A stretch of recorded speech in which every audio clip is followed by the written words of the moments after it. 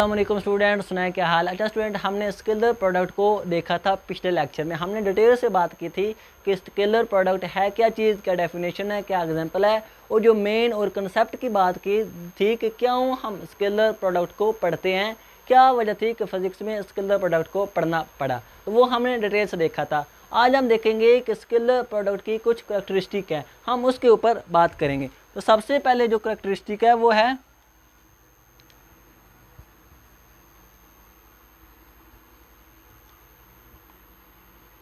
कि scalar product commutative होता है।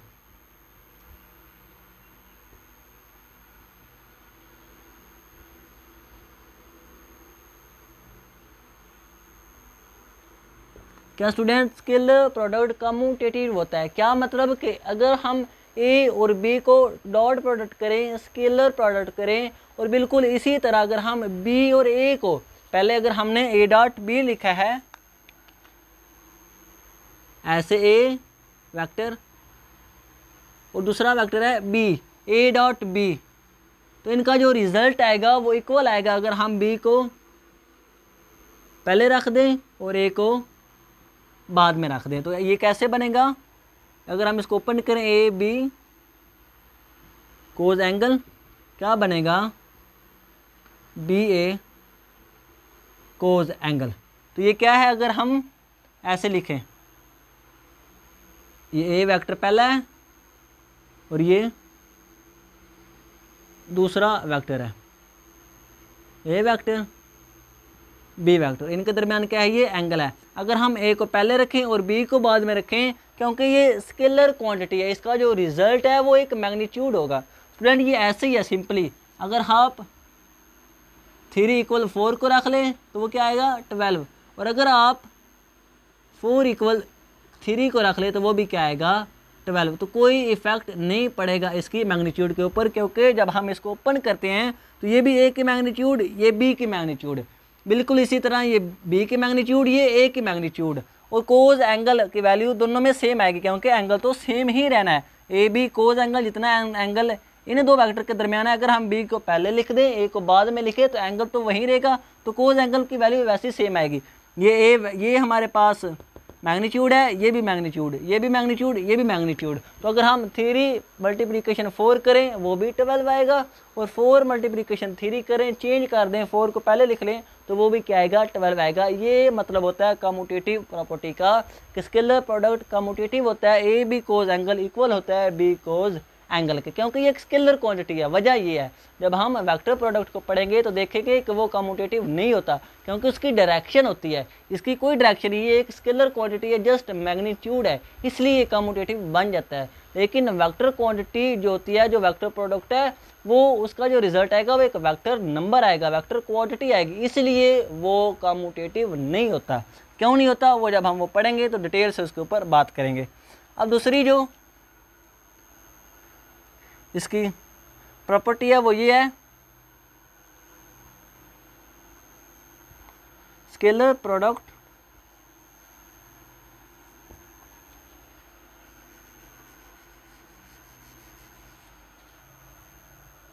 इसको हम इधर बना लेते हैं।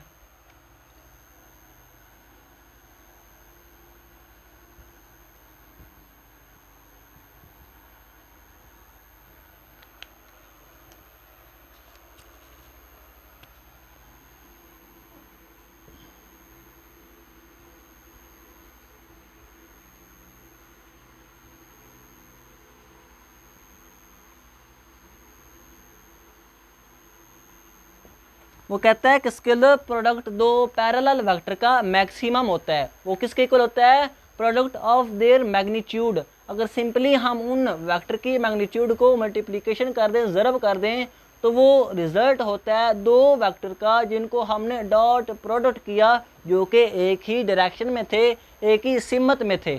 इधर देखो कुछ ना कुछ एंगल बन रहा है, इधर हम बी का हिस्सा वो वाला लेते हैं जो कि एक ही डायरेक्शन में हो, जाहिर बात है वो बी से कम ही होगा ना। अगर ये एक वेक्टर सारा का सारा इसी डायरेक्शन में है, और अगर एक वेक्टर ऐसे है और इसका हमने हिस्सा लेना है, इसके 2 हिस्से हो गए हैं, तो इस एक हिस्सा उसका एक्स में है, दूसरा हिस्सा उसका वाई में है, तो ज़ाहिर बात है जो उसका हिस्सा एक्स में होगा वो ओरिजिनल वेक्टर से कम ही होगा ना। तो इसलिए जब एंगल बनता है तो स्केलर प्रोडक्ट की मैग्नीट्यूड कम आती है। लेकिन अगर अगर स्केलर प्रोडक्ट लें दो वेक्टर का जो कि पैरेलल डायरेक्शन में हो तो उनका रिजल्टेंट मैक्सिमम आता है, क्योंकि दोनों एक ही डायरेक्शन में होते हैं। तो सपोज करो ए डॉट बी किसके इक्वल आएगा, ए बी कोस एंगल के, और एंगल अब क्या है, ज़ीरो है। दोनों एंगल ज़ीरो है, दोनों एक ही डायरेक्शन में है, पैरेलल डायरेक्शन में है। जब हम इसको ओपन करेंगे ए बी कोस ज़ीरो किसके इक्वल आएगा, ए बी की मैग्नीट्यूड के ऊपर। तो सिंपली जब भी हम दो वेक्टर को स्केलर प्रोडक्ट करते हैं जो कि एक ही डायरेक्शन में होंगे तो उनका रिजल्टेंट उन दो वेक्टर की जो मैग्नीट्यूड है उनको मल्टीप्लिकेशन के इक्वल होगा। तो ये हमने अभी देख लिया कि जब भी दो वेक्टर जो कि एक ही डायरेक्शन में है उनके दरमियान एंगल ज़ीरो है तो उनका जो प्रोडक्ट होगा वो दो वेक्टर की मैग्नीट्यूड के मल्टीप्लिकेशन के इक्वल आएगा। अब हम तीसरी प्रॉपर्टी देखते हैं।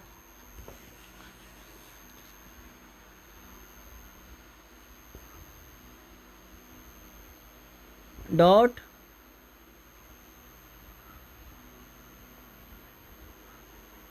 Product of perpendicular vector. अब वो कह रहा है कि दो वेक्टर जिनके दरमियान 90 का एंगल होगा वो 90 के एंगल के ऊपर होंगे, आपस में म्यूचुअली परपेंडिकुलर होंगे, तो उनका रिजल्टेंट क्या आएगा। तो स्टूडेंट जब भी दो वेक्टर जो कि आपस में म्यूचुअली परपेंडिकुलर डायरेक्शन में होंगे तो उनका स्केलर प्रोडक्ट क्या आता है, ज़ीरो आता है। क्यों ज़ीरो आता है ये हम देखते हैं, कंसेप्ट से बात करेंगे। हमें अगर हम कोस 90 देखें वो तो ज़ीरो आ रहा है, वो तो फार्मूले में अगर हम पुट करें, आप भी पुट कर सकते हैं, वो तो ज़ीरो आ रहा है, लेकिन क्यों ज़ीरो आता है ये भी तो आंसर हमें आना चाहिए। तो जब हम इधर परपेंडिकुलर का क्या मतलब है, 90 का एंगल होगा उनके दरमियान। तो अगर हम ए बी दो वेक्टर हैं, स्टूडेंट ये याद रखना, इधर वेक्टर होंगे और इधर उनकी मैग्नीट्यूड होगी आगे, ये याद रखना आप। इधर भी ए की मैग्नीट्यूड, इधर बी की मैग्नीट्यूड। कोस एंगल क्या है 90 का, तो कोस 90 क्या होता है, वो ज़ीरो के इक्वल होता है। तो ये क्या आ जाएगा, सारा का सारा ज़ीरो के इक्वल आएगा, मिनिमम रिजल्ट आएगा, कोई भी रिजल्ट नहीं आएगा, जो रिजल्ट आएगा वो ज़ीरो होगा। अब ये तो बात हमें कैलकुलेटर से समझ आ गई। अब क्यों ज़ीरो के इक्वल होता है, दो वेक्टर जो कि आपस में म्यूचुअली परपेंडिकुलर डायरेक्शन में होते हैं। तो अगर आपने स्टूडेंट पिछला लेक्चर देखा हुआ है तो फिर तो आपको ये आंसर आराम से आ जाएगा, लेकिन अगर नहीं भी देखा तो मैं आपको बता देता हूँ स्टूडेंट, हमने कहा था कि हम स्केलर प्रोडक्ट को क्यों पढ़ते हैं, क्यों इसकी ज़रूरत पड़ी। तो इसकी ज़रूरत इसलिए पड़ी थी क्योंकि जब हमने एक वेक्टर का इफेक्ट दूसरे वेक्टर की पैरेलल डायरेक्शन में देखना हो तो उस वक्त हम क्या यूज़ करते हैं, स्केलर प्रोडक्ट। स्केलर प्रोडक्ट क्या, अगर दोनों वेक्टर एक डायरेक्शन में हुए जैसे कि ये था तो रिजल्टेंट क्या आ गया, मैक्सिमम आ गया, क्योंकि दोनों वेक्टर थे ही एक डायरेक्शन में, तो उनका रिजल्टेंट भी मैक्सिमम आएगा, क्योंकि स्केलर प्रोडक्ट का मकसद ही ये था, उसका पर्पज़ ये था कि एक वेक्टर का इफेक्ट दूसरे वेक्टर की डायरेक्शन में आके बताए। अगर दोनों एक डायरेक्शन में तो मकसद पूरा हो गया, रिजल्टेंट मैक्सिमम आ गया। लेकिन अगर वो दोनों एक डायरेक्शन में ना हो तो फिर हम क्या करते हैं, हम इस दूसरे वेक्टर का वो वाला हिस्सा लेते हैं बिकॉज एंगल जो कि एक ही डायरेक्शन में होगा। हम दूसरे वेक्टर का अगर तो दोनों एक वेक्टर डायरेक्शन में तो बात ख़त्म, पर्पज़ पूरा। लेकिन अगर दूसरा वेक्टर कुछ ए पहले वेक्टर के साथ एंगल बनाए, वो एक ही डायरेक्शन में ना हो, तो हमने कहा कि हमने वेक्टर स्केलर प्रोडक्ट इसलिए यूज़ किया कि दूसरे वेक्टर का इफेक्ट पहले की डायरेक्शन में देखें। तो उस इफेक्ट को देखने के लिए हम बी का वो वाला हिस्सा लेते हैं जो कि एक ही डायरेक्शन में होगा, इसलिए स्केलर प्रोडक्ट हम यूज़ करते हैं। लेकिन इधर जब हमने बात की तो हमने कहा कि दो वेक्टर आपस में परपेंडिकुलर डायरेक्शन में है, ये तो स्केलर प्रोडक्ट का पर्पज़ ही नहीं है। स्केलर प्रोडक्ट तो एक वेक्टर का इफेक्ट दूसरे वेक्टर की पैरेलल डायरेक्शन में बताने के लिए आता था, लेकिन इधर दोनों वेक्टर आपस में परपेंडिकुलर डायरेक्शन में है, तो इसीलिए उनका स्केलर प्रोडक्ट ज़ीरो होता है, वो मिनिमम होता है, उसका कोई रिजल्ट नहीं होता, क्योंकि उसका पर्पस तो सेम डायरेक्शन के वेक्टर के लिए था। तो इसलिए स्केलर प्रोडक्ट 90 के एंगल के ऊपर ज़ीरो होता है। ये कंसेप्ट था इस बात के पीछे। अब हम चौथी प्रॉपर्टी देखते हैं।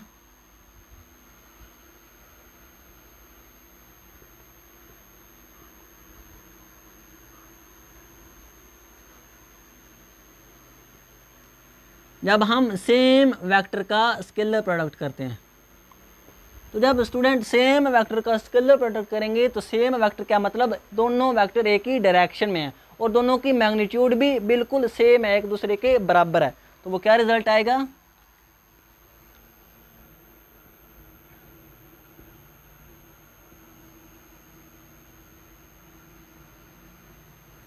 लेकिन हमने कहा कि दोनों आपस में इक्वल है, उनकी मैग्नीट्यूड क्या है, ए की मैग्नीट्यूड किसके इक्वल है, बी के मैग्नीट्यूड के, और एंगल कितना है उनके दरमियान, 0 का, क्योंकि सेम वेक्टर है, एक ही डायरेक्शन में है। तो ये क्या बन जाएगा, ए डॉट बी इक्वल आ जाएगा ए, इधर भी ए, और ये क्या आ जाएगा कोस 0, तो वो किसके इक्वल आएगा, ए के स्क्वायर के या बी के स्क्वायर के, दोनों के इक्वल हो सकता है क्योंकि दोनों की मैग्नीट्यूड क्या है, सेम है।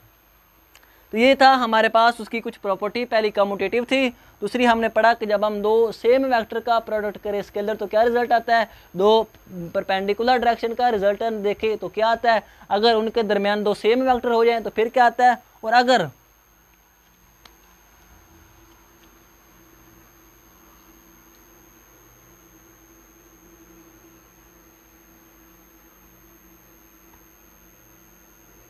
एंटी पैरेलल डायरेक्शन, अगर दोनों के दरमियान 180 का एंगल हो तो उस वक्त क्या रिजल्ट आएगा। एंटी पैरेलल का क्या मतलब कि दोनों के दरमियान 180 का एंगल है, एंटी पैरेलल, पैरेलल के अपोजिट, अगर ये एक वेक्टर दोनों पैरेलल डायरेक्शन में है तो इनके दरमियान एंगल क्या होगा, 0, लेकिन एंटी का क्या मतलब, बिल्कुल आपस में अपोजिट डायरेक्शन में, तो उनके दरमियान क्या एंगल बन रहा है, ये वाला एंगल बन रहा है 180 का। तो ये क्या आएगा, एंगल कितना है इनके दरमियान, 180 का, तो ये डॉट प्रोडक्ट क्या बनेगा, ए बी कोज 180, और कोज 180 किसके इक्वल होता है, -1 के, तो ये क्या आंसर आएगा, -a b। और जो सेम डायरेक्शन में थे उनका रिजल्टेंट क्या आया था, उनका रिजल्टेंट आया था ए बी।